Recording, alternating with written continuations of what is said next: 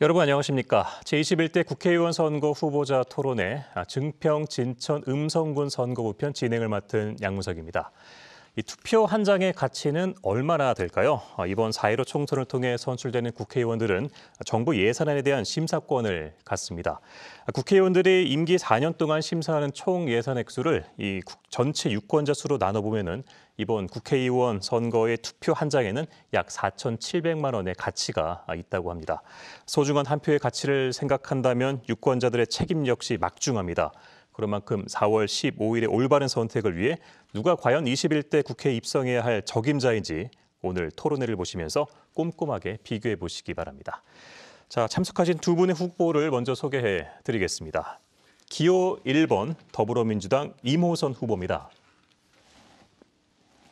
그리고 기호 2번 미래통합당 경대수 후보입니다.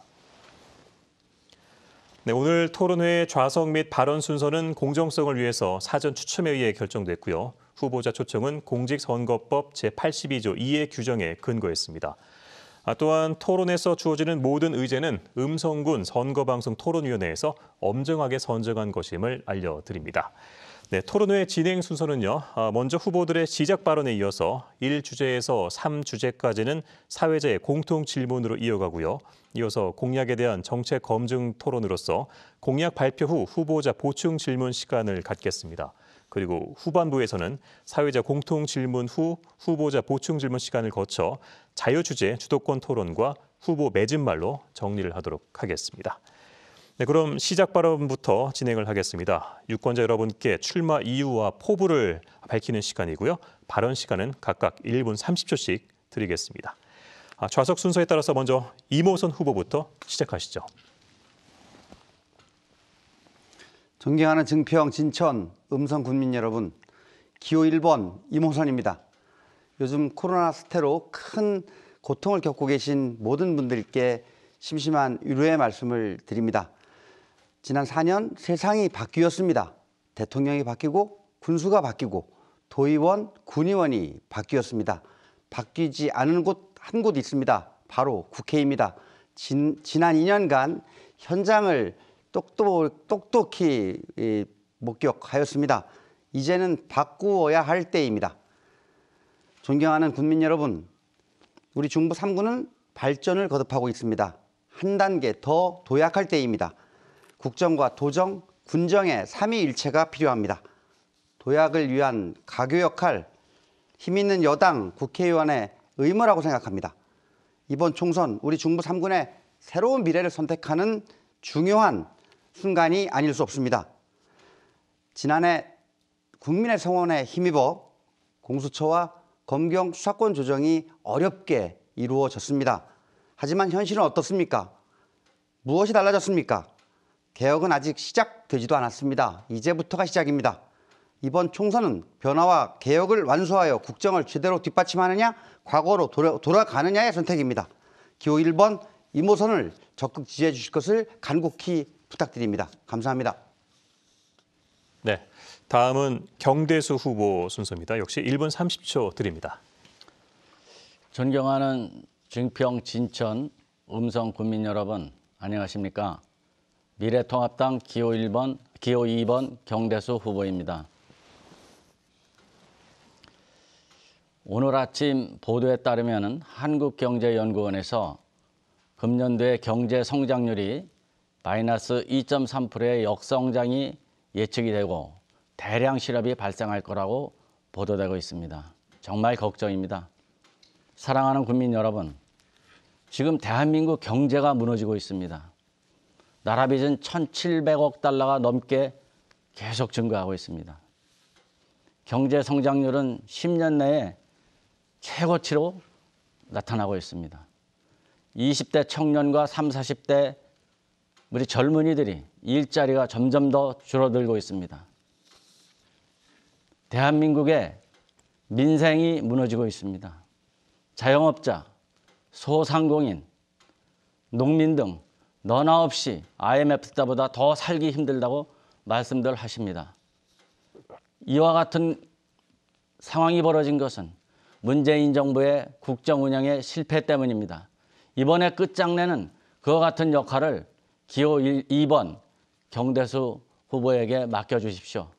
앞으로 최선을 다해서 국정 운영의 방향을 바꾸겠습니다. 감사합니다. 네. 이제 본격적인 토론에 들어가겠는데요. 후보자들께서는 몇 가지 규칙을 꼭 따라 주셔야 합니다. 음성군 선거방송 토론위원회에서 주관한 오늘 토론은 형평성을 위해서 발언 시간이 엄격하게 제한됩니다. 각 순서마다 사회자가 알려드리는 발언 시간을 반드시 지켜주시고요. 앉으신 정면에 시간 알림 기기가 설치가 돼 있으니까 남은 시간을 확인하셔서 완급을 조절하시면 되겠습니다. 만약 주어진 발언 시간을 넘길 경우 마이크 작동이 중단된다는 점도 알려드립니다.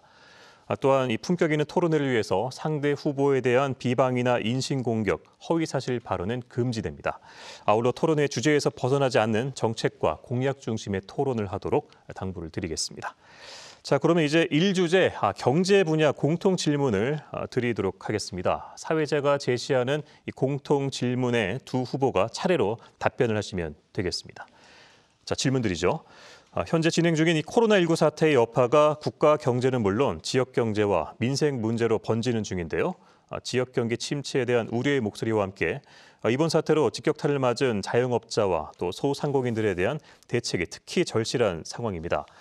사상 초유의 코로나19 사태에 따른 지역 경기 침체와 자영업자의 위기를 해결하고 극복할 방안은 무엇인지 구체적으로 해법을 제시하시기 바랍니다. 답변 시간은 2분씩 드리고요. 순서에 따라서 먼저 미래통합당 경대수 후보부터 시작하시면 되겠습니다. 오늘 아침 보도에 따르면은 차세대 방사광 가속기를 전남으로 보낸다고 민주당 대표가 얘기하고 있습니다. 지금 우리 충청북도의 지역 경제는 문재인 정부가 홀대하는 바람에 모든 면에서 다른 어느 지역보다도 정말 힘들게 지금 살아가고 있습니다. 우리 문재인 정부의 소득주도 성장과 탈원전으로 대표되는 그와 같은 잘못된 경제정책의 난맥상이 3년간 계속되면서 지역 경제와 민생이 무너지고 있습니다. 각종 규제가 남발되고 있고 또한 우리 지역에 돌아와야 될 혜택이 다른 지역으로 가고 있습니다. 지금 세종역 설치 문제도 우리 도민들의 의사와는 반하게 지금 충남에 몰려가고 있습니다. 이와 같은 것을 해결하기 위해서는 우선 문재인 정부의 국정 운영 방향을 바꿔야만 된다고 생각을 합니다. 지금 저희 당에서는 우리 지역 경제와 자영업자 위기를 극복하기 위해서 지난번 추경 때도 자영업자와 소상공인에 대한 직접 지원을 주된 내용으로 하는 추경 편성할 것을 끊임없이 요구했습니다. 그러나 그와 같은 저희들의 요구에 반해서 지난번 추경은 생색내기에 불과한 직접 지원에 그쳤습니다. 저희 당은 세제 지원을 강화할 예정입니다. 간이과세 특례 한도를 4,800만 원 한도에서 연 1억 원으로 인상할 예정입니다. 또 규제 혁신처를 만들어서 지금 문재인 정부가 남발하고 있는 각종 규제 정책을 혁신적으로 타파할 예정으로 있습니다. 소득주도 성장과 반기업 정책을 고치기 위해서 이번에 저희 당 국회에서 일당을 만들어줘야만 문재인 정부의 국정 운영을 지금 중단시키고 위기에 빠진 대한민국의 경제를 살릴 수 있다고 생각합니다. 네, 다음은 더불어민주당 이모선 후보 순서입니다. 역시 답변 시간은 2분입니다. 코로나19 어려운 것은 아마 전국적으로 마찬가지 현상일 겁니다. 정도 차이가 있겠죠. 근데 저희 중부 3군의 경우에는 다른 곳보다 좀 더 심각한 경우로 봐야 될 것 같습니다. 왜냐하면 아시다시피 우한 교민 등 해외 교포의 그 공무원 인재 개발원 입주부터 다른 지역부터 일찍부터 경기 침체 현상이 나타났기 때문이죠. 이로 인해서 개점 휴업 상태거나 폐업에 이르는 경우도 있고요. 증평군의 경우도 어렵기는 마찬가지입니다. 군부대 외출 외박이 통제되면서 지역 경제에 어려움이 가중되고 있는 이런 현상도 나타났습니다. 이런 위기 극복을 위해서 저희 도당에서도 긴급 재난지원금을 보편 지원할 것을 중앙당에 4월 5일 날 건의한 바가 있고요. 특히 우리 중부 3군의 경우 어떤 해결 방안이 있을까를 고민해 보았습니다. 사회적 거리 운동에 많은 다중이용시설 사업주분들이 동참하셨거든요. 이분들에 대한 휴업 지원금을 지급해 줄 방안이 필요하지 않나 고민합니다. 또한 지역화폐 할인율을 현행 10%에서 20%까지 늘려주는 문제, 그리고 소상공인 종합지원센터가 없습니다. 이거를 혁신도시 중심으로 유치하는 이런 방안도 검토될 필요가 있다고 생각을 합니다. 아시다시피 그 소상공인이나 그 자영업자만의 위기가 아닙니다. 지금 농어민들께서도 이 코로나19 사태로 인해서 외국인 근로자가 들어오지 못해 일손 부족의 어려움을 호소하고 계시고, 어제 만난 분들인데 민간 어린이집 있지 않습니까? 개원을 못 하잖아요. 그런데도 운영비 긴급 지원이나 보육 교사 인건비 이런 부분들에 대한 지원책이 없다고 말씀들 하십니다. 이처럼 지원의 사각지대가 생기지 않도록 살피는 노력이 또한 중요하지 않나 생각합니다. 이상입니다. 네. 자, 계속해서 이 주제 역시 경제 분야의 공통 질문을 드리도록 하겠습니다. 자, 중부 3군의 현실적인 여건이 반영된 의제인데요. 질문 드리겠습니다. 자, 농촌 지역인 중부 3구는 농촌 일손 부족을 외국인 계절 근로자에 의존해 왔습니다. 그런데 이번 코로나19 사태로 인해 외국인 근로자 입국이 어려워지고 인력사무소를 통한 수급도 불안한 상황입니다. 또한 농산물의 판로가 막히고 값을 제대로 받지 못하는 등 농민들의 어려움이 가중되고 있는데요.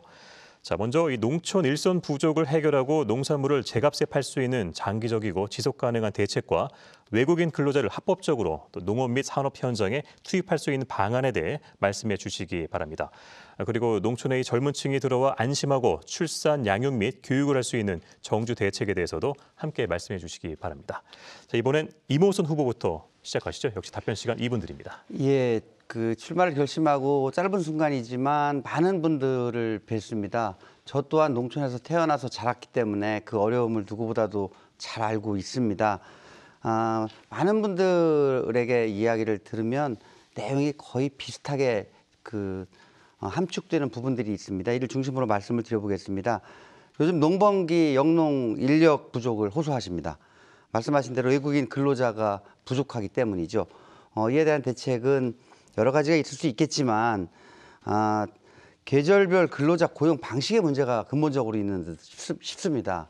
무슨 뜻이냐면 법무부에서 사실상의 허가제처럼 그 외국인 근로자가 고용되고 있는 방식이거든요.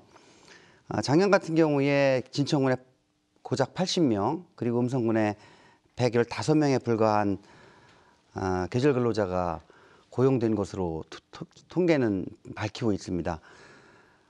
그리고 이 배정 기준에 보면 불법 체류자가 많이 단속된 지역은 그만큼 페널티를 주는 내용이 담겨져 있는 것을 보았는데요. 왜 그럴까요?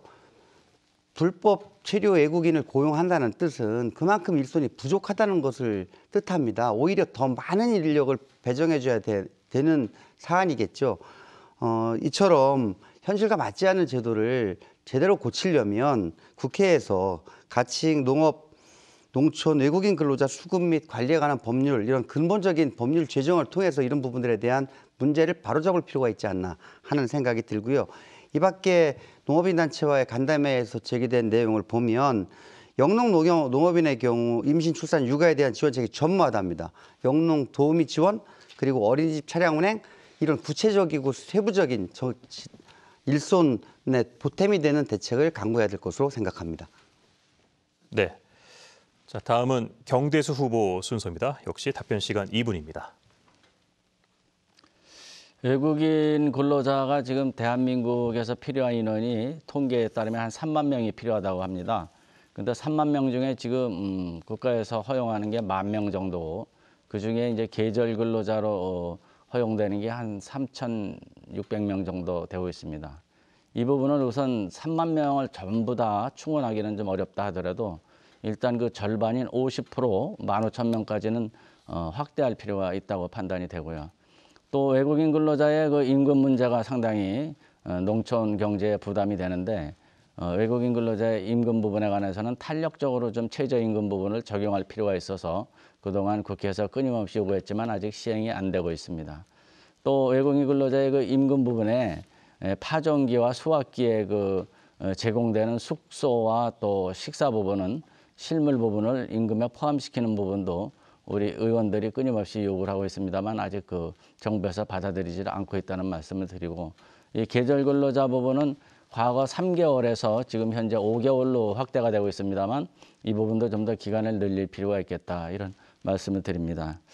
또 우리 지금 농가의 소득이 도시가구의 3분의 2 정도 4,200만 원 정도고 그중에 또 그 농가의 수입 중에 전체 수입의 극히 일부인 1,300만 원만 농업소득이고 나머지는 농업의 소득으로 충당되고 있는 게 현실입니다. 그래서 이 농촌 경제 살리기를 위해서는 정말로 국가가 정말로 농촌과 관련된 농업 예산을 확대할 필요가 있는데 이번 예산에서 정부는 3% 안팎의 예산만 전체 국가 예산 중에 편성을 하고 있습니다. 농민단체에서 요구하는 전체 5% 정도가 차지하도록 노력할 필요가 있고 그 부분에 관해서는 여야 구분 없이 지금 농해수위원 전원이 의견 일치를 보고 있는데 앞으로 새 국회에서는 이 부분을 관찰해. 네. 공통 질문 두 분께 드리고 있습니다. 이번엔 3주제 공통 질문을 드리도록 하겠습니다. 최근 수년 동안 미세먼지 문제가 국민 건강을 위협하는 뜨거운 이슈로 떠올랐습니다. 특히 이 내륙인 충북 중부 지역은 더 심각한 상황인데요. 이런 가운데 최근 음성군의 경우 LNG 발전소 건립에 따른 환경오염을 우려하며 건립을 반대하는 목소리가 높습니다. 또한 최근 코로나19 사태와 같은 신종 전염병 감염 등 예측하지 못한 재난에 대한 사회 안전망 구축이 화두인데요. 자, 우선 음성 LNG 발전소 건립에 대한 입장을 말씀해 주시고요. 또 미세먼지나 전염병 감염 등 각종 재난 대응 체계 개선 및 재난 안전망 구축은 어떻게 이루어져야 하는지 대안을 제시해 주시기 바랍니다. 자, 이번엔 경대수 후보부터 시작을 하시고요. 역시 답변 시간은 2분 드립니다. 네, 음성 LNG 발전소 건립과 관련해서는 음성군에서 지금 상당히 그 건립 과정에 절차가 진행이 돼 있어서 일방적으로 취소하기 어려운 과정으로 있는 것으로 알고 있습니다. 그러나 그 LNG 발전소 건립을 반대하는 주민분들께서는 LNG 발전소 건립으로 인한 환경 오염 또 건강에 대한 피해 부분에 관해서 호소를 많이 하시는데요. 그 부분을 그냥 묵살하고 일방적으로 밀어붙여서는 절대 안 된다 이렇게 판단을 합니다. 환경청이나 아니면 관련 유관부처에서 관련 자료를 소상히 준비를 해서 주민들과 끊임없는 대화를 통해서 설득하고 또 그 주민들의 요구가 정당하다면 그 부분을 참작해서 이 LNG 발전소를 건립을 해야지 반대를 그냥 무시하고 강행하는 것은 절차적으로 문제가 있다 이렇게 생각을 합니다. 이 미세먼지 부분에 관해서는 지금 온 국민들이 걱정이 많습니다. 지금 이 미세먼지의 상당 부분이 중국에서 밀려오는데 그 부분과 관련해서 우리 충북이 지형적 특성으로 가장 정체가 심하고 우리 도민들이 가장 큰 피해가 심각합니다. 또 하나는 탈원전 정책으로 인해서 우리 자체의 재생에너지 이나 또 석탄 화력 발전소나 이런 부분 때문에 미세먼지 발생률이 점점 더 심각해지고 있는데 이 부분에 관해서는 정부가 정책을 원점에서 재검토해야 된다고 봅니다. 이러한 그 정책 제고를 통해서 우리 국민들의 건강을 우선적으로 지키는 그와 같은 과정을 거쳐야 된다고 보고요. 또 이 미세먼지 발생과 관련해서 우리 국민들의 건강을 지키기 위해서는 미세먼지 측정소 이런 것을 곳곳에 설치를 해서 그 정도의 심각성을 우리가 미리 예측하고 거기에 따른 대책을 마련해야 된다 이렇게 생각을 합니다. 네, 자 다음은 이모선 후보 순서입니다. 역시 답변 시간은 2분 드립니다. 네, 음성 LNG 건립 반대 목소리부터 말씀을 드리겠습니다. 2, 3일 전 현장을 가봤습니다. 주민분들의 말씀을 들으면서 눈물이 났습니다. 어떻게 행정 절차를 이렇게 진행할 수가 있을까? 주민들 의견이 이렇게 무시될 수 있을까? 아무리 좋은 제도라 하더라도 절차에 하자가 있는 부분에 대해서는 바로 잡아야 될 필요가 있다는 생각이 현장에서 들었습니다.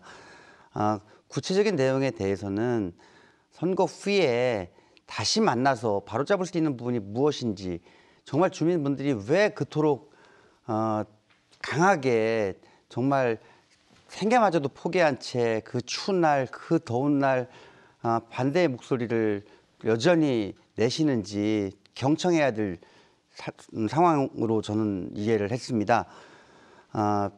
미세먼지 심각합니다. 특히 분지 지형으로 음성과 증평의 경우에는 더욱 심각합니다. 정부에서 저희가 중앙당 차원의 공약을 보면 국립기후환경센터를 건립한다든가 또 그 전염병 감염과 관련해서 질병관리본부를 청 조직으로 승격시킨다든가 또 전염병 전담 전문 병원을 권역별로 설치한다든가 하는 많은 대책을 내놓고 있습니다. 저는 이런 부분들을 이렇게 접근을 하고 싶습니다. 이번 그 코로나19 사태에 정말 국민을 위해서 먼저 희생한 곳이 바로 우리 중부 3군입니다. 이렇게 기관이 신설되고 조직이 신설되고 확충된다면 마땅히 먼저 우리 혁신도시를 중심으로 한 중부 3군에 유치되어야 될 필요성이 있다는 생각입니다. 미세먼지 클린 시범 지역의 경우도 마찬가지입니다. 시범 지역이 실시될 경우에는 중부 3군을 먼저 시행해 줄 것을 건의하겠습니다. 네, 세 가지 주제에 대해서 공통 질문과 또 답변을 들어봤습니다. 자, 다음은 공약에 대한 정책 검증 순서입니다. 먼저 후보자별로 대표 공약을 설명하실 기회를 드리고요. 이어서 상대 후보의 정책 검증 질문을 받아서 그에 대한 답변을 하는 순서로 진행을 하겠습니다. 자, 먼저 더불어민주당 이모선 후보부터 대표 공약을 발표하시면 됩니다. 공약 발표 시간은 2분입니다. 예. 저는 이번 공약을 고민하면서 세 가지의 방향성을 잡았습니다. 자고 태어나서 자란 저희 중부 3군을 위해서 국회의원이 된다면 무엇을 할 것인가. 저는 이렇게 방향을 잡아봤습니다. 잘 사는 중부 3군을 만들어야 되겠다. 안전한 중부 3군을 만들어야 되겠다. 정말 제대로 소통할 줄 아는 따뜻한 중부 3군을 만들어야 되겠다는 방향성 속에서 공약을 고민했다는 말씀을 먼저 드리고요. 이 세 가지 방향성 중에 각각 강조드리고 싶은 것을 말씀을 드리고자 합니다. 첫째는 우리 중부 3군의 철도 사각지대를 해소해야 된다. 이를 위해서 애치형 철도망을 구축하고자 합니다. 아시다시피 애치형 철도망은 동탄에서 안성을 거쳐서 청주공항을 잇는 수도권 내륙선과 수서에서 감곡, 문경을 잇는 중부 내륙선, 이 지선인 금왕, 혁신도시, 청주 국제공항에 지선을 설치하는 부분을 연결하는 것을 말합니다. 이렇게 된다면 엄청난 경제 유발 효과는 물론이고 인구 유입 효과도 클 것으로 기대를 합니다. 잘 아시다시피 청안에서 철도 유치를 반대하는 바람에 증평이라는 도시가 만들어졌다는 이야기를 저는 어릴 적 어르신들로부터 들었습니다. 이건 미래를 위한 투자라는 관점에서 깊이 있게 검토돼야 될 주제라고 생각을 합니다. 두 번째는 범죄와 사고로부터 어린이와 여성의 안전을 지켜내겠습니다. 평생을 경찰로 살은 제 입장에서 우리 중부 3군이 정말 가장 안전을 선도하는 그런 지역으로 만들 자신이 있습니다. 셋째, 중부 3군에는 천혜적인 관광자원이 산재되어 있습니다. 종합 휴양 복지타운을 조성해서 국가직으로 전환된 소방, 경찰은 물론이고 제복 조직을 대상으로 한 휴양 복지 서비스를 확충할 생각입니다. 이상입니다.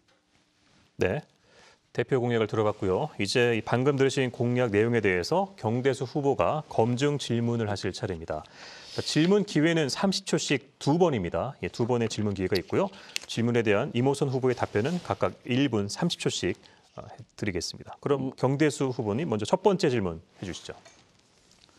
우리 이모선 후보님의 철도 관련 말씀에 관해서 좀 질문을 하겠습니다. 진천군 부분은 수도권 내륙선 철도 기본계획 반영, 그리고 음성군 부분은 중부선 철도 건설 신설 추진, 이렇게 표현을 달리하셨는데 이 부분에 관해서 보도 자료나 이런 걸 보면은 국토 종합 개발 계획과 또 철도 구축 사업 계획에 반영하도록 노력하겠다, 이런 말씀을 하셨어요. 네, 질문 시간이 다 됐습니다. 예, 아시다시피 국가 철도망 구축 계획이라고 하는 것은 10년 단위로 검토가 됩니다. 정말 중장기죠. 수도권 내륙선의 경우에는 2조 3천억 가까운 돈, 그리고 중부 내륙선 지선을 설치하는 문제만 해도 1조 4천에 가까운 돈, 어마어마한 천문학적인 숫자의 자원이 단연간에 걸쳐서 투입되는 정말 국책 사업 중에 국책 사업입니다. 정말 이렇게만 된다면 수도권에서의 접근성은 물론이지만 우리 중부 3군이 정말 앞으로 50년, 100년 후에 선조들이 정말 그때 이 결정을 하기를 잘했다라고 하는 역사적인 평가를 받을 수 있을 거라고 저는 생각을 합니다. 그래서 우리 경대수 후보님께서도 이 부분을 중부고속도로 확장 문제와 함께 역점 공약으로 발표하신 걸로 알고 있는데, 이 부분에 대해서는 경 후보님이나 저나 정말 지역 발전에 가장 핵심적인 과제라고 하는데 같은 의견이고 같은 마음이라는 점을 유권자분들께 꼭 말씀을 드리고 싶습니다. 네. 자, 시간이 남았는데 마무리하시는 거죠? 네. 예. 자, 경 후보님 그 30초간 보충 질문의 기회가 있습니다. 제가 질문한 취지는 이미 2개 노선은 국토종합개발계획에는 반영이 돼갖고 다시 또 추진할 필요가 없는 부분이고요. 국토종합개발계획은 미리 사전에 예타를 거친 사업이 반영이 되는 거고, 이제 제4차 국토철도 종합 구축망 계획에 반영을 해야 되는데 그 부분에 관해서 어떻게 표현을 달리 하셨냐, 이 부분을 질문하는 겁니다. 예, 같은 설명 드릴 수밖에 없는데, 이것이 사업이 추진되려면 절차적으로 제4차 국가 철도망 구축 계획에 반영이 되어야 하는 것으로 알고 있습니다. 근데 수도권 내륙선의 경우에는 비교적 공감대가 많이 형성이 되어 있습니다만, 이 사업을 수도권 내륙선과 중부 내륙선의 지선을 이렇게 애치형으로 연결하는 문제에 대해서는 아직 많은 논의가 되어 있는 것으로는 보기 어렵다, 이렇게 이야기를 듣고 있습니다. 그래서 만약에 국회의원이 당선이 된다면 이 지선 설치를 통해서 혁신도시에서 중부 3군 관점에서 보면 이제 이 Y자로 만나는 게 되겠죠. 그러면 정말 이 철도망의 혜택을 가장 크게 누릴 수 있는 곳이 바로 우리 중부 3군이 될 것입니다. 그래서 이 사업 추진을 위해서는, 그리고 장기적이고 많은 돈이 투자되는 거기 때문에 제4차 국가 철도망 구축 계획의 반영을 위해서, 이를 위해서도 힘 있는 여당 후보가 뒷받침을 해줘야 되지 않는가라고 하는 것이 저의 생각입니다. 네. 네, 후보들의 공약에 대한 정책 검증을 이어가고 있습니다. 자, 이번엔 미래통합당 경대수 후보의 공약을 듣고 나서 앞서와 동일한 방식으로 진행을 하겠습니다. 역시 공약 발표 시간은 2분입니다. 시작하시죠. 저도 우리 이무선 후보처럼 그 혁신도시를 경유해서 청주공항으로 연결되는 2개 노선의 철도 노선을 확보하겠다. 이것이 1차 공약입니다. 중부 내륙 지선, 그 감곡에서 금왕을 거쳐서 혁신도시 거쳐서 청주로 가는 그와 같은 철도 노선, 또 동탄에서 혁신도시를 거쳐서 진천읍을 거쳐서 청주공항으로 가는 수도권 내륙선, 이와 같은 2개 철도 노선이 앞으로 금년 중에 확정될 제4차 국가 철도망 계획의 구축 사업에 반드시 반영되도록 노력할 예정입니다. 여기에 반영된 다음에 예비 타당성 조사가 또 개별 사안으로 이루어지기 때문에 그때 또 대응을 해서 이것이 반드시 추진돼야만 우리 그 중부 3군, 특히 혁신도시를 중심으로 한 균형 발전이 이루어진다, 이런 말씀을 드리고요.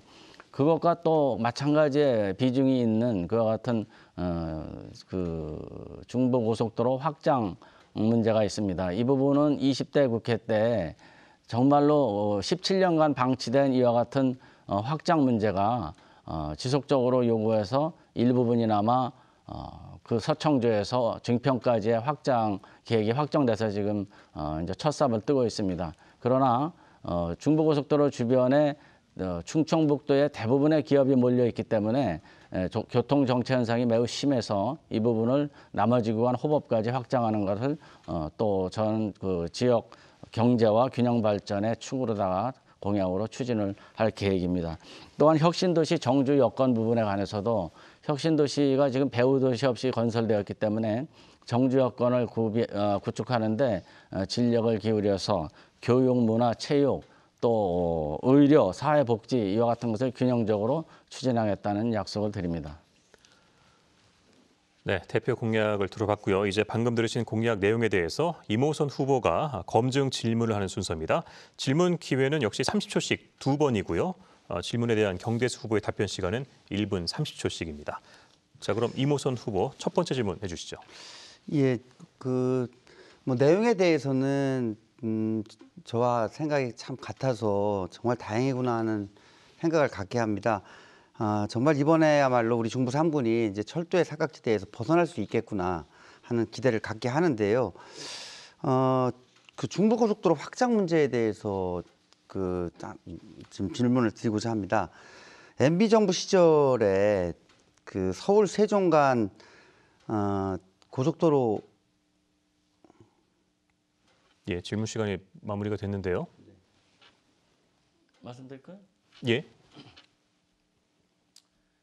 지금 이 중부고속도로 확장과 관련해서는 2003년도에 이미 예타가 결정이 됐던 사안입니다. 또 전 정권에서 민자루다 세종 서울 고속도로가 그 세워지기로 이와 같이 계획이 확정됐던 건데 문재인 정부 들어서 이 세종 서울 제2 경부고속도로를 재정을 투입하는 고속도로로 이렇게 추진 방침을 바꾸는 바람에 이 중부고속도로 확장권이 뒤로 밀린 겁니다. 그래서 이것이 부당하다. 우리 그 중부고속도로의 확장이 있어야만 충청북도 전체의 발전이나 중부 3군의 발전을 위해서 필요하다. 이런 주장을 끊임이 했고 그 과정에 우리 지금 이시종 지사님과 제가 뜻을 같이 해서 어려운 과정 끝에 지금 서청주에서 지금 그 증평까지 1차 구간만 지금 확장하는 걸로 지금 시작이 되고 있고 금년도에 도정 간담회 때 저하고 우리 지사하고도 또 합의를 해서 중부고속도로 확장 부분에 관해서는 호법까지 반드시 확장이 돼야만 이 도로의 고속도로로서의 재기능을 할 것이다. 그리고 이 중부고속도로 4차선이 6차선으로 확장이 되지 않으면은 이 병목 현상 때문에 기업 유치나 또 주민들의 생활 불편이 너무나 심하기 때문에 이것은 반드시 정부가 다시 국정 운영 방침을 바꿔서라도 우리의 요구사항을 들어줘야 된다. 이런 주장을 계속한 겁니다. 그래서 21대 국회 때는 이것을 반드시 추진하겠다는 약속을 드리는 거죠. 네, 다시 보충 질문 하시면 됩니다. 예, 제가 알기에는 MB 정부 시절에 그 예타가 결정이 돼서 사실은 이 내용이 미리 추진이 됐어야 될 사안임에도 불구하고 서울 세종 간 민자고속도로 논의 과정에서 너무 늦춰진 것이 아닌가 이런 말씀들을 하시는데 이 부분에 대해서 어떤 그 국회의원으로서 좀 더 적극성을 띄었어야 하는 거 아닌가 이런 차원에서 말씀을 드렸습니다. 예, 답변하시죠. 문제는 지금 문재인 정부가 들어와서 전 정권에서 민자로 그것을 건설하고 중부고속도로 확장 부분으로다가 방향을 집중을 할 때 그것을 갑자기 충남 쪽의 입장을 고려해서 국가 재정을 투입해서 그것을 확장하겠다. 이렇게 방침을 바꾸는 바람에 재원이 부족하니까 중부고속도로는 건설이 후순위로 밀린 겁니다.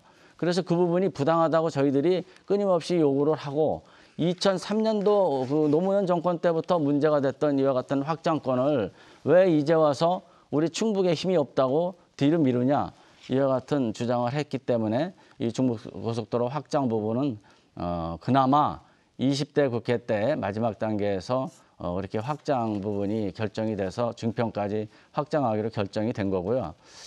이 중부고속도로 확장 부분과 우리 국가철도망 계획에 지금 감곡에서 연결되는 혁신도시로 연결되는 중부 내륙선 지선 부분과 또 그 동탄에서 연결되는 혁신도시 연결되는 수도권 내륙선 부분이 연결이 되고 또 남쪽으로는 우리 충북선의 고속철도화가 다 이루어지면은 우리 중부 3구는 전체적으로 철도망이 완비되기 때문에 적어도 국가 그 SOC 사업으로서 대동맥으로서의 철도와 도로를 통한 물류는 완성이 된다. 그래서 이것을 지금 집중적으로 하고 있는 겁니다. 그것은 저하고 지금 민주당이지만 이시종 지사하고 뜻을 같이 합니다. 네, 시간이 다 됐습니다. 이렇게 해서 두 후보의 공약에 대한 정책 검증을 마쳤습니다. 자, 다음 4주제와 5주제는 사회자 공통 질문 뒤 후보자의 보충 질문 방식으로 진행을 하도록 하겠습니다. 시간 관계상 보충 질문 기회는 번갈아서 한 번씩 드리는데요. 못다 하신 말씀은 후반부에 이어지는 자유주제 주도권 토론 시간을 활용하시면 되겠습니다. 자, 먼저 4주제 행정 분야의 공통 질문을 드리도록 하겠습니다. 충북 혁신도시 공공기관 직원의 외지 출퇴근 비율은 전국 평균인 4.9%보다 현저히 높은 40%에 가깝습니다. 이는 입지 문제이기도 하지만 교육이나 문화시설, 병원 등 정주 여건이 부족한 데에서 원인을 찾을 수 있습니다. 또한 혁신도시 인구 유입으로 주변 지역의 인구가 감소하고 원도심이 쇠퇴하는 문제도 해결해야 할 과제입니다.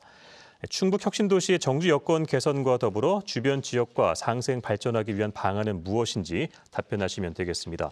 또한 혁신도시 내부와 주변 산업단지의 개발 방안에 대해서도 해법이 있다면 제시해 주시면 되겠습니다. 자, 공통 질문에 대한 답변 시간은 2분이고요. 이번에 먼저 경대수 후보부터 시작하시죠.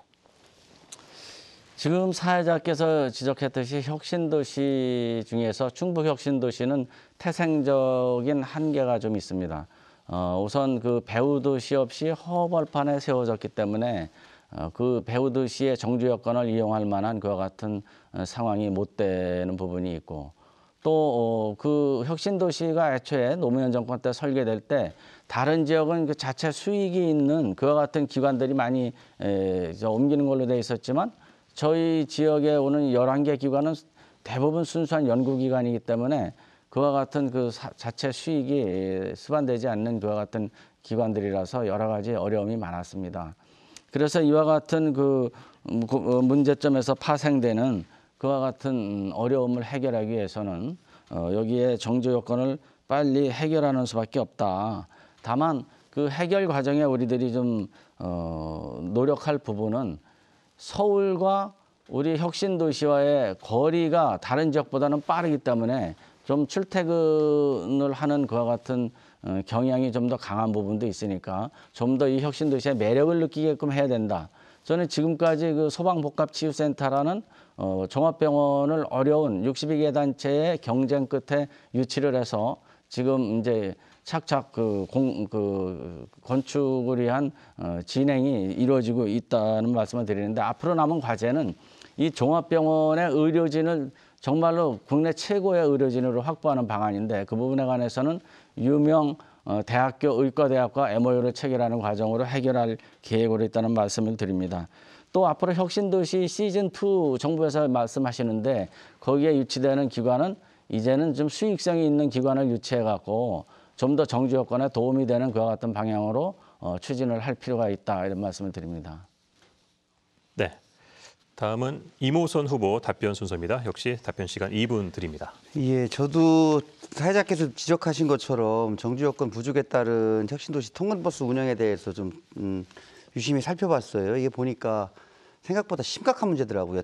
전국의 다른 혁신도시에서는 이와 같은 문제가 완화되거나 해소되거나 하는 과정으로 쭉 가고 있는데 저희 같은 경우에는 전체 기관 근무자 3,460여 명 중에서 가족 동반 이주자가 670여 명에 불과하고 여전히 1,360여 명 사회자께서 말씀하신 것처럼 40% 가까운 직원들이 통근을 하고 있습니다. 여기에 수반되는 기관 예산만 33억 9천만 원, 약 34억 원의 돈이 들어가고 있고 이걸 개인당 나눠보면 연간 약 360만 원 정도가 투입되는 정도이기 때문에 이게 5년 전보다 얼마만큼 늘어났나를 또 살펴보니까 3배 이상이나 증가됐더라고요. 이렇다고 본다면 정주여건 개선 문제를 저희가 너무 방치하고 있던 상황은 아니었는지를 한번 심각하게 생각해 보게 되었고요. 말씀하신 대로 그 내용은 모든 분들이 똑같은 말씀하십니다. 교육, 문화, 복지, 그다음에 말씀하신 대로 그 의료시설 부족, 특히 밤에 아이가 아파도 입원시킬 병원이 없다. 어떻게 들리십니까? 너무 참 심각하지 않습니까? 뭐 교통망 부족 같은 경우는 사실 어떻게 보면 사치스러운 말씀이다. 가장 기본적인 정주 여건 자체가 부족하다 이런 말씀을 강조를 좀 하시는데 이 개선을 위해서 뭐 복합 문화 시설을 구축한다든가 실내 놀이 시설인 스마트 놀이터를 조성한다든가 하는 이런 단편적인 것도 물론 중요하지만 근본적으로는 말씀하신 대로 혁신 시즌 2 정말 괜찮은 기관을 다수 유치해야만이 근본적인 해결이 되지 않을까라는 생각을 합니다. 이상입니다. 네, 자, 이제 방금 말씀하신 내용에 대해서 경대수 후보가 보충 질문을 해주시면 되겠습니다. 참고로 이번 주제는 경대수 후보에게 질문권이 있고요. 다음 5주제는 이모선 후보에게 질문권이 있습니다. 자, 질문 시간은 30초, 답변은 1분입니다. 자, 경대수 후보 질문하시죠. 우리 이무선 후보님 답변 말씀하시는 내용을 들어보면은 해결책은 없고 어떠한 문제점만 지금 지적을 하시는 것 같아요. 예를 들어서 지난번에 본선거 설립 문제에 관해서 여러 가지 어려움이 있었을 때 제가 앞장서서 그 부분을 해결한 과정도 있었지만 이 정주 여건 해결을 위해서 앞으로 그러면 어떻게 하겠다. 그 내용을 좀 말씀을 해 주셔야 되는데 그 말씀은 지금 결여가 되어 있다 그렇게 생각을 합니다. 좋은 지적해 주셨습니다. 제가 알기로는 혁신도시 시즌2는 앞으로 한 150여 개 기관 정도가 더 이제 혁신도시, 그러니까 지방 이전 대상 공공기관으로 지정이 되면서 정말 유치 경쟁이 전국적으로 일어날 것으로 생각을 합니다. 이를 위해서는 정말 힘 있는 여당 후보가 제 역할을 해야 될 때가 이제 다가왔구나 하는 생각이 들고요. 저희 경찰이라고 하는 어떻게 보면 정부 기관에서 보면 작게 여겨질지도 모르지만 인원으로 보면 12만 명이 넘는 큰 조직 아닙니까? 아시다시피 그 경찰 수사연수원이 지금 아산에 있는데 추가로 지금 교육 수요가 생기는 부분이 있고요. 또 자치경찰이 이제 도입 논의가 활성화되면서 이 교육 훈련에 대한 수요가 전혀 뒷받침할 곳이 없습니다. 이런 부분들을 포함해서 우리 혁신도시에 어떠한 기관을 유치해서 제 기능을 다할 수 있게 하느냐 하는 부분은 공약 집에는 담지 않았지만 생각은 충분하다는 말씀을 강조드리고 싶습니다. 네, 다음 5주제로 넘어가도록 하겠습니다. 후보들이 공통 질문에 답변한 후 이번 5주제의 질문권은 이모선 후보에게 있다는 점 말씀을 드리고요. 못다 하신 논의는 곧바로 이어지는 자유주제 주도권 토론 시간을 활용하시기 바랍니다. 네, 질문 드리도록 하겠습니다. 지난해 학령 인구와 청년 인구가 늘어난 곳은 충북에서 진천과 증평뿐이었습니다. 상대적으로 좀 젊은 지자체인데요. 하지만 청년 일자리에 대한 지원책은 다른 지자체보다 나을 것이 없고 여성 일자리 정책에 있어서도 좀 더 실효성 있는 대책이 필요합니다. 자, 21대 국회에 입성한다면 청년 일자리, 또 여성 일자리와 관련해 어떤 정책을 펼칠 것인지 답변해 주시면 되겠습니다. 이번 공통 질문에 대한 답변 시간도 역시 2분이고요. 순서에 따라서 이모선 후보부터 발언하시죠. 예, 먼저 청년 일자리 정책부터 말씀드리겠습니다. 청년 일자리 정책은 취업 지원과 창업 지원으로 나눠서 살펴봐야 될 것으로 생각을 했습니다. 청년 취업 지원의 경우에는 기업과 특히 저희 음성 진천에는 많은 산업단지가 조성이 되어 있죠. 기업과 산단, 대학이 연계된 통합 서비스 체계가 구축돼야 될 필요가 있다. 그리고 기업에서 지역 인재 고용을 하고 고용을 확대하고 고용했을 경우에는 장려금을 지급해야 될 필요가 있다. 그리고 공공부문에서 지역 청년 고용 의무 채용 비율을 정해두고 있는데 3%로는 부족하다. 이것을 최소 5% 이상 늘려야 된다라고 하는 부분이 취업 지원 대책의 일환으로 볼 수 있고요. 창업 지원 대책으로는 마찬가지로 청년의 경우 자금이라든지 멘토링, 경험 부족에 따른 그리고 판로 이런 것들에 대한 걱정이 크지 않겠습니까? 마찬가지로 유기적인 지원 체계를 구축해 줘야 된다. 그리고 이를 위한 창업 또 스타트업 공간을 마련해 줘야 될 필요가 있다. 이런 부분들이 청년 일자리 정책의 창업 지원 정책에 포함될 수 있다고 생각을 합니다. 그리고 여성 일자리의 핵심은 두 가지입니다. 첫째는 고용 기회를 적극적으로 창출하는 거죠. 특히 그 모성 보호 비용, 그러니까 여성으로서 임신, 출산, 육아에 따른 비용이 기업에서 부담을 느끼는 경우에는 이것이 결국 여성 고용 비용을 여성 고용 자체를 감축시키는 그런 결과로 나타나지 않겠습니까? 그래서 이런 부분들을 얼마만큼 국비가 됐든 지자체가 됐든 지원할 것이냐라는 문제를 고민을 해야 되고요. 그다음에 여성에 대한 고용 차별을 해소시켜야 됩니다. 특정 직종, 경찰도 마찬가지였는데요. 통합 모집을 할 거냐, 분리 모집을 할 거냐라고 하는 모집 단계에서부터 고용 기회가 배제되는 제도가 있다면 이것을 철폐해야 될 필요가 있다는 생각입니다. 네, 다음은 경대수 후보 답변하실 순서입니다. 역시 2분 드립니다. 저도 지금 이모선 후보가 발표하신 그 내용은 다 똑같기 때문에 그 부분은 그대로 원용을 하겠습니다. 다만 이제 이모선 후보께서 언급 안 하신 우리 지역이 농촌 지역이라는 부분과 관련된 특성에서 비롯된 그 문제를 좀 언급을 할까 합니다.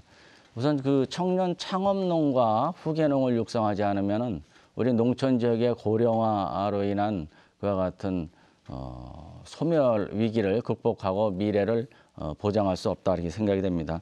청년 창업농과 후계농에게 앞으로 5년간 지금 시행되고 있는 공익형 직불제 그 직불금의 25%를 추가로 지원해서 지급해서 그 청년 후계농과 또 창업농한테 희망을 줄 계획으로 있습니다. 또 영농정착지원금이라고 지금 3년 동안에 첫 해는 100만 원, 그 다음에는 90만 원, 그 다음에는 80만 원 매월 지급하고 있는데 이 부분을 앞으로 5년으로 연장해서 5년 동안 월 100만 원씩 지급하고 그 대상자를 좀 대폭 확대하는 게 저희 당 방침입니다. 또 청년 창업농 그 지원 대상을 현재 40세 미만인데 5년을 연장해서 45세 미만으로 대상 폭을 조정할 계획으로 있다는 말씀을 드리고요. 후계농업인 육성자금 그 금리를 지금 2%인데 그것을 1%로 일단 낮춰서 부담을 좀 완화할 필요가 있겠다. 그 2차 보전은 국가가 부담하는 그와 같은 방안을 지금 추진하고 있습니다. 또한 이제 경력 단절 여성과 관련해서는 고용기업의 세제 지원 이런 거를 진짜 실질적으로 많이 지금 혜택을 줘서 경력 단절 여성이 좀 발생하는 것을 예방하는 그와 같은 조치를 좀 취할 필요가 있겠다 그런 생각을 합니다. 네, 이제 방금 말씀하신 내용에 대해서 이모선 후보가 질문권을 갖습니다. 역시 질문은 30초, 답변은 1분입니다. 질문해 주시죠. 네, 좋은 의견 잘 들었습니다. 경 후보께서는 그 8년이라는 세월을 여당 국회 6년, 야당 국회 2년을 모두 경험하셨습니다. 과연 우리 그 청년 일자리 또 여성 일자리 창출을 위해서 우리 지역 사회와 어떻게 소통하셨으며 또 어떤 노력을 해 오셨는지가 참 궁금해졌습니다. 이런 부분들에 대해서 좀 전해주실 말씀이 있으면 해주시면 감사하겠습니다. 제가 8년 동안 의정활동을 한 것을 포함해서 우리 지역에서 14년여 동안 우리 주민들과 같이 생활을 했습니다. 거기서 얻은 그 경험으로 우리 그 청년들을 위해서 사회치 회원들에 대한 그 국가적인 지원 대책을 마련하는 그와 같은 법안도 통과시킨 적이 있고 또 우리 청년 그 창업농과 후계농에 대한 그와 같은 농림부의 각종 지원 시책을 마련하는데 국회에서 여당 지금은 야당 간사로서 지난 8년 동안 활동했다는 말씀을 드립니다. 또한 아울러서 이 농업 예산 부분에 관해서 지금 정부가 너무 무관심한데 그것을 5%로 전체 예산의 5%로 인상해서 우리 농촌이 제대로 살 수 있는 그와 같은 정책을 좀 추진해 달라고 끊임없이 요구하면서 지난번에 변동직불금, 고정직불금 체제를 공익형 직불금 체제로 바꾸는데도 제가 농림부와 파트너가 돼서 일했다는 말씀을 드립니다. 네. 자, 다음은 뜨거운 공방이 예상되는 주도권 토론 순서입니다. 주제를 자유롭게 열어드리는 만큼 활발하고 역동적인 토론을 기대해 보겠습니다. 자, 주도권 토론 방식에 대해서 설명을 잠시 드리자면요. 주도권이란 사회자와 같은 권한입니다. 그런 만큼 주도권을 가진 후보가 사회자와 같은 권한으로 토론을 이끌 수 있는 건데요. 다만 원활한 진행을 위해서 가급적 질문과 답변은 1분을 넘지 않도록 해주시고요. 또한 질문을 한 후에는 상대 후보에게 최소한 30초의 답변 시간은 배려해 주시기 바랍니다. 그리고 자유주제를 하더라도 공직선거법상의 다툼의 소지가 있는 비방이나 인신공격, 또 허위사실 발언은 금지한다는 점 다시 한번 강조를 하겠습니다. 자, 그럼 순서에 따라서 경대서 후보부터 주도권 토론을 시작하시면 되고요. 주도권을 갖는 시간은 각각 7분 30초씩 드리도록 하겠습니다. 자, 시작하시죠. 네, 우리 이모선 후보님 우선 간단히 먼저 하나 질문을 하겠습니다. 우리 공약에 보면은 한 페이지를 할애해서 경찰 개혁을 하기 위해서 이번 그 총선에 임한다 이런 말씀을 하셨어요. 여러 가지 그 이유를 제시하셨는데 제가 좀 갖는 의문점은 현직 경찰 고위직으로 계실 때 경찰 개혁을 하는 게 더 효과적이지 않았을까 이런 생각이 들고 또 지금 그 울산시장 선거 개입과 관련해서 그 관련자들이 줄줄이 지금 기소돼 있는데 이런 부분에 관해서는 경찰 개혁을 추진한다는 우리 후보님 입장에서는 어떤 견해를 갖고 계십니까? 예, 답변 드리겠습니다. 그 공약집의 경찰 개혁의 이유를 제가 강조를 했는데요. 검경 수사권 이후에 그 경찰권이 과거에 잘못 행사되었던 검찰권처럼 되어서는 안 된다. 경찰이 제2의 검찰이 되어서는 안 된다. 국민 위에 군림하려고 하는 권력은 개혁의 대상이라는 생각을 갖고 있습니다. 이를 위해서 제가 너무 시간 오래 드릴 수는 없습니다. 짧게 말씀해 주세요. 여러 가지 법안이 국회에 제출되어 있기 때문에 경찰 개혁도 마찬가지로 검찰 개혁처럼 정말 아프게 강조돼야 된다는 점을 강조드리고요. 울산시장 선거 개입 그 기소 관련 건은 수사 사항이기 때문에 저희 경찰에서는 수사 경과를 지켜보았을 뿐 차장으로서 그리고 청장도 그런 부분들에 대해서는 입장 표명을 할 자리가 아니었다는 말씀을 드립니다. 자, 제가 좀 우리 후보님의 공약집을 이렇게 보면서 느낀 건데 좀 이상해서 용어가 하나 패널을 하나 준비해 왔습니다.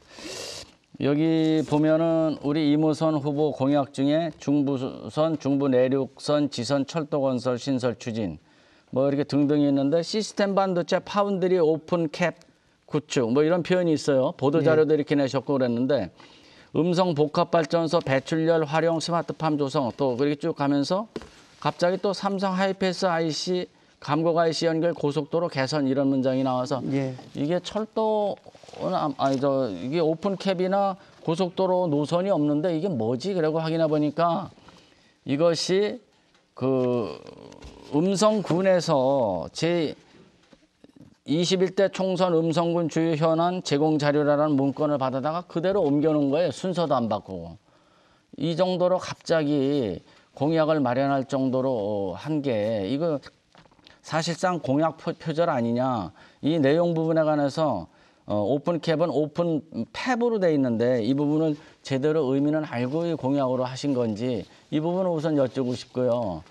우리 고향에 그 뼈를 묻겠다는 각오로 내려왔습니다. 이렇게 말씀하셨잖아요. 예. 그러면은 미리 사전에 우리 지역에 와서 얼굴도 알리고 주민들의 그와 같은 현안이 뭔지도 좀 따져보고 그렇게 하는 과정을 거쳐서 해야 되는 거 아닙니까? 그런데 그런 절차도 없이 갑자기 오셔갖고 저한테 보도자료 뿌리기를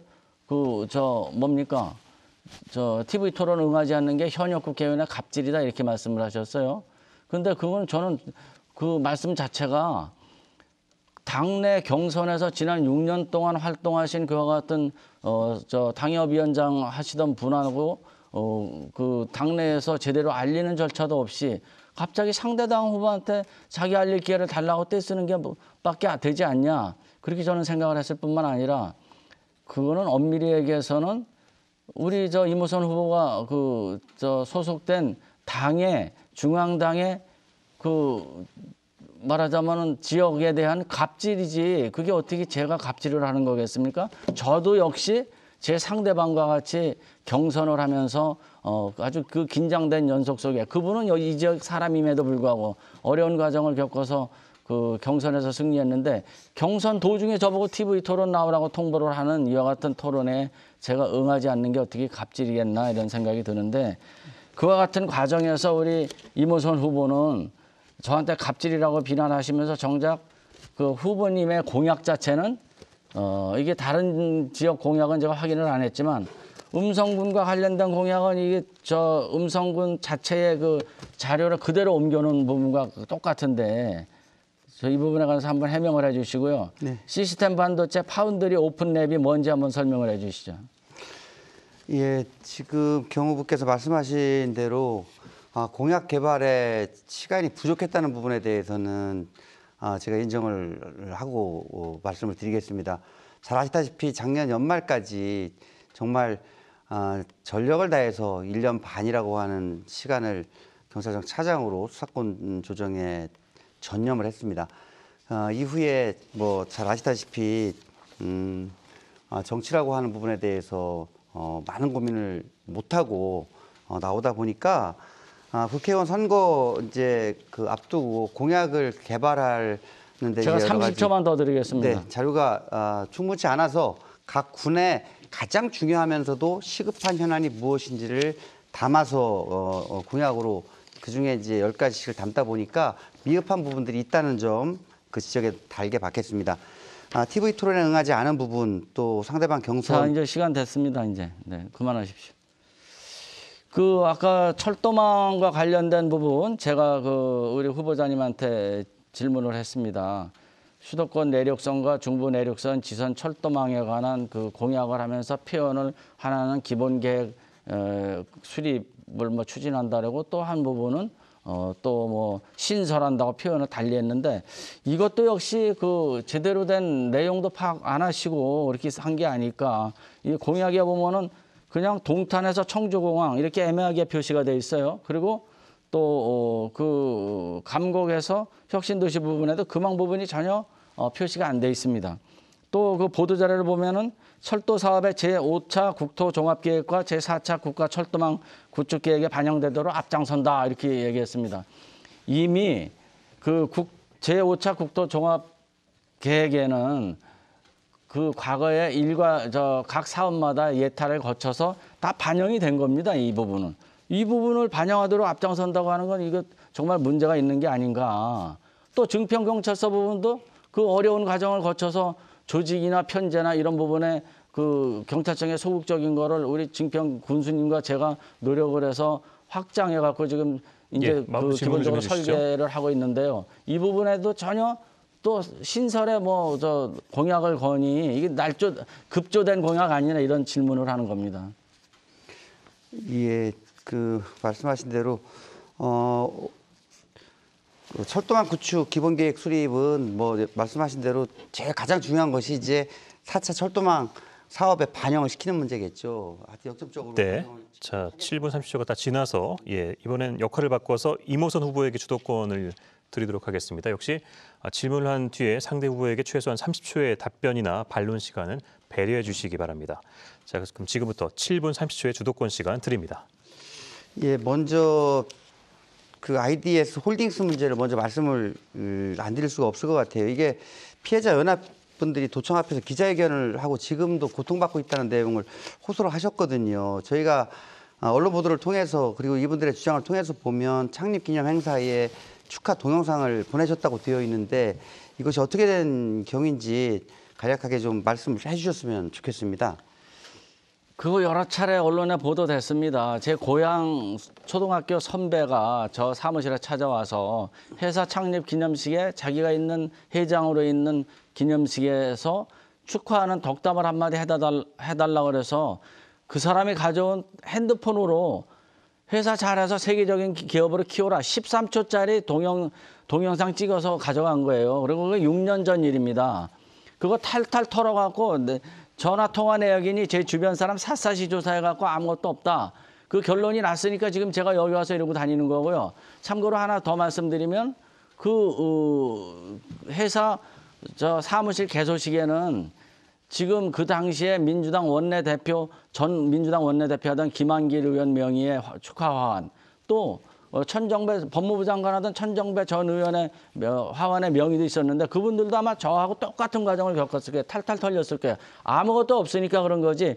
경찰에서 그 수사를 다 하신 경험이 있고 또 가까운 분도 시달리다가 무죄 받은 분도 있잖아요. 그런데 그걸 여기 와서 이렇게 제기하는 것 자체는 예, 제가 주도권 우리 이모선 후보님답지 않다. 네. 저는 그렇게 생각을 합니다. 피해자분들이 이 부분에 대해서 이제 그런 말씀을 하시거든요. 축하 동영상을 영업에 활용했기 때문에 신뢰를 받으실 만한 분이 이제 그 동영상을 보내주니까 그거를 뭐 그 후보님의 의사와 다르게 그쪽에서 영업에 이걸 활용을 함으로써 피해 규모도 커지고 피해자도 늘었다 하는 부분을 강조하시는 것 같아요. 그래서 이 부분에 대해서는 어떤 법적인 문제, 지금 말씀하신 그런 걸 떠나서 도의적으로라도 진심 어린 사과를 좀 이분들은 기대를 하는 것 같은데 진심 어린 사과를 할 의향은 없으신지 한번 더 여쭤보고 싶습니다. 그분들 문제 이전에 그 내용을 보면은 제 전직이 검사장 출신이니까 그 덕담하는 거 그와 같은 대상이 되는 회사면은 미리 그 조사를 해갖고 그 기업이 불법인지 저 합법인지 해갖고 그런 데만 보내야 될 거 아니냐 이런 주장을 하시는 거예요. 그 보도자료에 보면은. 근데 심지어는 저한테 그 축하 동영상이라는 명칭의 핸드폰으로 찍어간 덕담 가져간 사람조차도 주범과 사기 공범으로 기소됐지만 얼마 전에 공모 가능성이 인정 안 된다 그래갖고 무죄 받았어요. 그거 다 아시면서 그거 알면서 경찰에서 수사하신 분이 여기서 저한테 그렇게 하는 거는 마치 경대수가 뭔가 흑막이 있어서 지금 저 뒤로 감추는 거 아니냐. 그렇게 저 인생 살지 않았습니다. 그리고 그랬다면은 이 자리에 있지도 않아요. 교도소가였지. 네. 하여튼 이분들이 이제 주장하시는 바가 계셨기 때문에 제가 그 부분을 좀 불편하시더라도 SNS로 다 퍼돌리고 뭐 한참 겉으로는 저 공명선거 하자고 그러셨잖아요. 그래놓고 SNS로 얼마나 많이 퍼돌렸습니까? 그 한 가지 더 그 추가 질의를 좀 드리겠습니다. 지난 20대 총선 때 TV 토론 과정에서 우리 경 후보께서 배우자 명의로 양평에 전체 6,280평 중에 1,500평의 땅을 가지고 계신 걸로 이렇게 돼 있는데 지금도 가지고 계신지 가지고 있습니다. 아, 그렇습니까? 예. 근데 그때 이제 답변에 양평 땅은 노후에 살기 위해서 마련하신 땅이다 이렇게 말씀하셨는지 입장에 변화가 없으신지요? 그 땅 문제 자꾸 말씀하시는데 우리 이모선 후보님의 임야가 배우자 아까 포함해서 경매받은 거 포함해서 저는 1,500평 친구들이 사놓은 그 지분 일부를 인수해서 거기서 그거 인수하는 게 어떠냐 해서 사갖고 그 땅에 불법도 없고 아무것도 없어요. 또 우리 이모선 후보는 여기 와서 뼈를 묻겠다는 각오로 여기 내려오셨다 그러는데 갑자기 내려오셨는데 저는 14년 동안 여기 와서 지금 뼈를 묻으면서 살고 있는 사람이에요. 우리 이모선 후보님께서는 거꾸로 그 많은 임야를 매매하고 경매받고 상속받고 아니 그 땅이 다른 지역에 있으면 문제고 여기 있으면 문제 안 되고 무슨 그런 논리가 있는 겁니까? 지금도 그럼 여전히 나중에 거기서 사시겠다는 말씀으로 이해를 해도 국민들이 되겠습니까? 다 과연 국회의원 그만두고 여기 살 사람이 누군지 아니면은 이모선 후보님인지 경대수인지 저는 더 잘 알 것 같아요. 우리 이모선 후보님 여기 주민등록 한번 이전해 본 적 있습니까? 우리 저 배우자께서 약국 여기서 하시지만 들리는 얘기에 따르면 주민등록 한번 여기에 옮기지 않고 서울서 출퇴근했다고 얘기 들려요. 전혀 그렇지 않습니다. 그건 사실관계를 좀 구체적으로 확인해 그런 주시길 소문만 좀 동창회 한번 드리고요. 오신 적 없잖아요. 또 소문에는 그렇습니다. 아무튼. 예, 그 소문일 뿐이고요. 그렇게 말씀하실 사안은 아니라고 봅니다. 추가 질의 드리겠습니다. 지난 그 청주 상당구 출마한 분들의 TV 토론 과정을 보니까 그 윤갑근 후보께서 다수당이 된다면 지난해 어렵게 관철된 공수처법, 검경 수사권 조정안 등을 백지화하시겠다는 취지의 답변을 하시는 걸 보았습니다. 경 후보께서도 같은 생각이신지 여쭙고 싶습니다. 저는요 공수처법이든 지금 누더기가 된 연동형 비례대표제법이든 이게 제1야당의 의사도 무시하고 4+1이라는 근거도 없는 협의체로 여당이 밀어붙여서 이렇게 패스트 트랙으로 이렇게 통과시킨 이 국정 운영 자체가 문제가 되는 겁니다. 저는 국민들한테 분명히 호소드리는데 이번에 민주당이 또 다수당이 되고 저희 당이 소수당이 되면은 이번에는 4+1도 필요 없습니다. 민주당 혼자서 청와대 거수기 역할을 하는 민주당 혼자서 자기들 뜻대로 지금 잘못된 경제정책 그대로 유지하고 국가안보정책 그대로 유지하면서 대한민국을 더욱더 위기로 빠뜨린다고 저는 생각하기 때문에 국민들한테 다시 한번 호소드려요. 이번에야말로 우리 국회가 잘못된 국정 운영에 관해서는 적어도 문재인 정부한테 이렇게 좀 고치십시오 하는 그와 같은 요구가 말빨이 먹히게끔 힘을 주시기를 저는 좀 간절히 호소합니다. 지금 이 문제를 너무 확대 해석하시는 것 같은데 검경 수사권 조정이나 공수처법 같은 경우에는 그간 뭐 삼척동자라도 다 아는 검찰 권력의 비대화 독점화 문제에 대한 시정 차원이고 개정 공수처장이나 그런 차원이었습니다. 임명 절차에 보면은 그거를 다수당이 되면 자기들 마음대로 임명할 수 있게끔 돼 있는데 지금 조국 사태나 뭘 한번 비춰보십시오. 과연 그 공수처가 그렇게 가서 제대로 굴러가겠나. 그래서 지금 이 비대화 독점화되어 있는 기소 독점주의, 편의주의와의 결합 이런 부분들에 대한 민주적 해체 작업이 반드시 필요하기 때문에 이런 부분들에 대해서는 다시 좀 생각을 깊게 해주실 것을 부탁을 드리면서 주도권 토론을 마치겠습니다. 감사합니다. 네, 두 분 간의 주도권 토론 시간 가져봤습니다. 자, 21대 국회의원 선거 증평, 진천, 음성군 선거구의 후보자 토론회 이제 준비된 토론을 모두 마쳤습니다. 후보들의 맺은 말 순서만 남겨놓고 있는데요. 자, 마지막으로 유권자 여러분께 지지를 호소하시면 되겠습니다. 자, 이번엔 순서에 따라서 먼저 이모선 후보부터 시작을 하겠습니다. 맺은 말 시간은 1분입니다. 존경하는 증평, 진천, 음성 국민 여러분, 기호 1번 이모선입니다. 이번 총선은 우리 대한민국의 역사를 바꾸고 중부 3군의 미래를 바꾸는 선택입니다. 저 이모선 정치 시즌을 맞아 멀쩡한 직장을 그만두고 내려온 철새 정치인이 아닙니다. 철새라 함은 이 당 저 당을 옮겨 다니는 정치인만을 두고 하는 이야기가 아닙니다. 저는 여기에 뼈를 묻고자 돌아왔습니다. 저를 선택해 주신다면 새로운 중부 3군의 미래를 선택하는 것입니다. 이번 선택을 통해서 국정 운영을 제대로 뒷받침하고 민주정권 연장의 꿈을 이루는 그런 현명한 선택이 되어 주실 것을 기대합니다. 그리고 그 정답은 기호 1번 이모선입니다. 다시 한번 여러분의 지지와 송원을 부탁드립니다. 감사합니다. 네, 자 다음은 경대수 후보 순서입니다. 역시 맺은 말 시간 1분 드립니다.